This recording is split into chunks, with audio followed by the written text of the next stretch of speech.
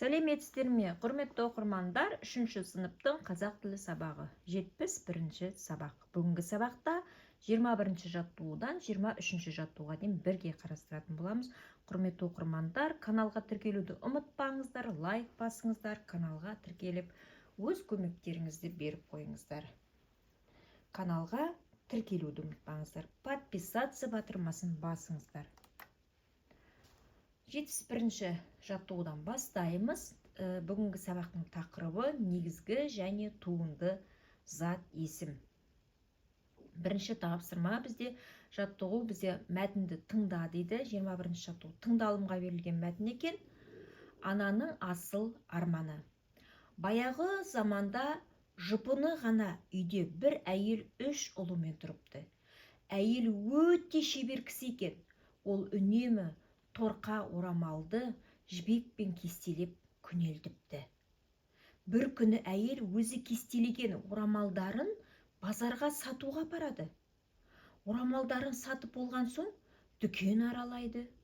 Бір дүкеннен сондай әдемі сурет көреді.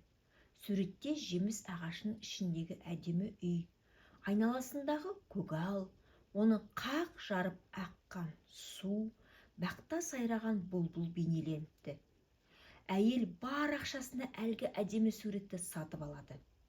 Әйел үйге келген соң суретті балаларына көрсетеді. Сурет ұлдарына да қатты ұнайды. Шеше, осындай үйде мен де тұрар ма екем, дейді.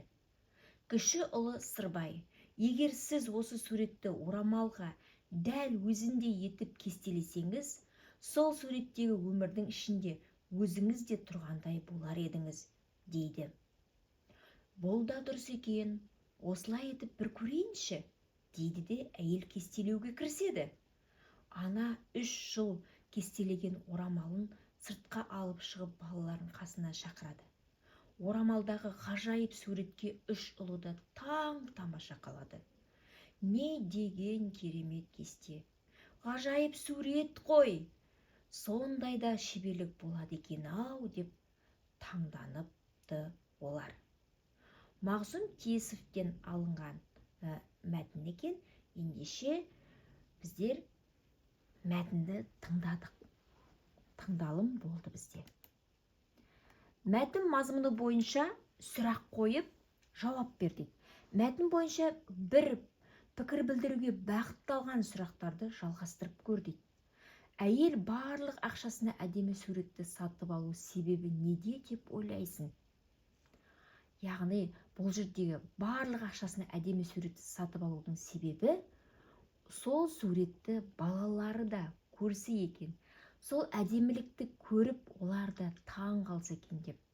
Яғни, сол өзі көрген нәрсені балаларына көрсету болды. Әйел ананың орнында болсаң, сен не істер едің? Әйел ананың орнында болсам, мен де осындай суретті сатып алып, өз балаларыма көрсетер едім. Сурет ұлдарына қалай әсер етті? Бұл суретті көрген ұлдары осындай ғажап өнерді салған адамның өнеріне таң қалды. Ұлдарына қатты әсер етті деп айтуымызға болады. Анасы суретті неше жыл кестелейді? Анасы суретті 3 жыл кестелейді. Яғни, ол адам өзінің өнерін көрсетіп, осы кестелеп көрсете білген екен. Мәтін бойынша пікір білдіруге бағытталған сұрақтарға жалғастырып көрдік. Мәтін мазмұны бойынша сұрақ қойып, бір-біріне жауап беріңдер. Ендеше мәтін сіздерге ұнады ма? Кәне айтып кетіңіздер. Яғни, өнер деген өнерлі өрге жүзер дейді. Яғни, адамдар өзінің өнерлері арқылы талай биіктерден көріне алатындығын көруімізге болады. Сөздерді салыстырып оқы, олардың әр қайсысына сұрақ қой. Айырмашылығын байқа. Өнер, өнерпаз. Өнер не?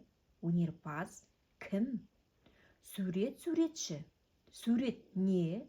Суретші кім? Шебер. Шебер, бұл шебер адам. Шеберге бардым дейміз немесе. Кім? шеберлік. Қандай? Шеберлік. Сый, сыйлық.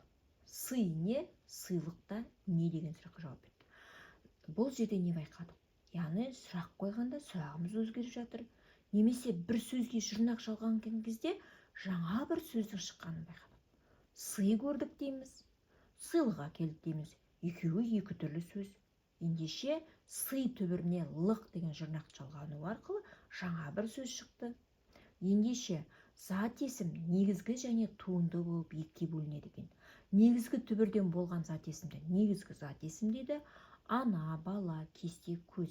Түбір сөзге жұрнақ жалғану арқылы жасалған зат есімді туынды зат есім дейді. Іскер, суретші, оқулық. Ендеше біздер бүгінгі сабақта негізгі және туынды зат есімге байланысты тапсырмаларды орындайтын боламыз.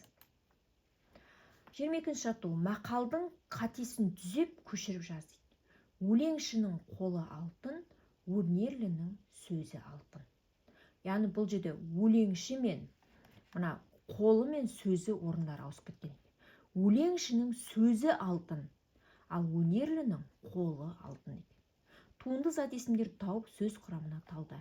Бұл жерде өлеңшінің түбірі өлең, ші жұрнақ, нің жалғау. Өнерлінің түбірі өнер, лі жұрнақ, нің жалғау екен. Өлеңді оқы дейді. Күн тоқыған кілем.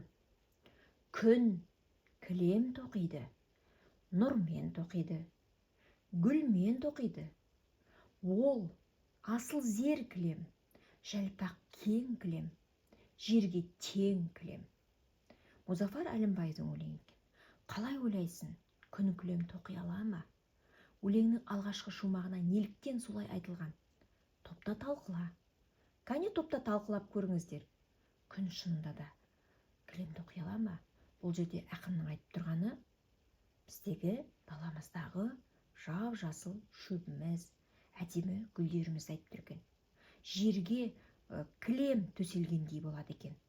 Міне күн ертең ақ көктем шығады, күннің көзі түседі, жердің жаңағы әдемі шуаққа бөлейді. Сол кезде жерден бізде шөптеріміз, гүлдеріміз жайқалып өсе бастайды. Міне сол кезде нағыз кілем тоқылғандай болмайды ма? Ендеше ақынның ойын біздер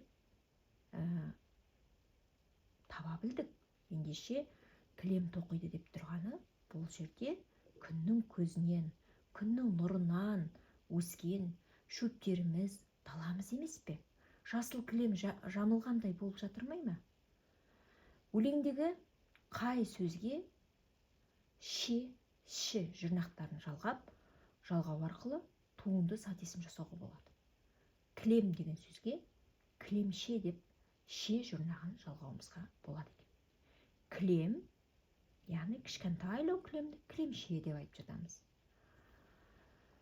Ендеше ше деген жұрнақты жалғауымызға болады екен. Құрметті оқырмандар, осымен каналдағы тапсырмаларымызды бірге орындап аяқтадық. Сіздерге каналда тапсырмаларды бірге орындау түсінікті әрі нақты болса, каналға тіркелуді ұмытпаңыздар. Келесі сабақта кездескенше сау болыңыздар.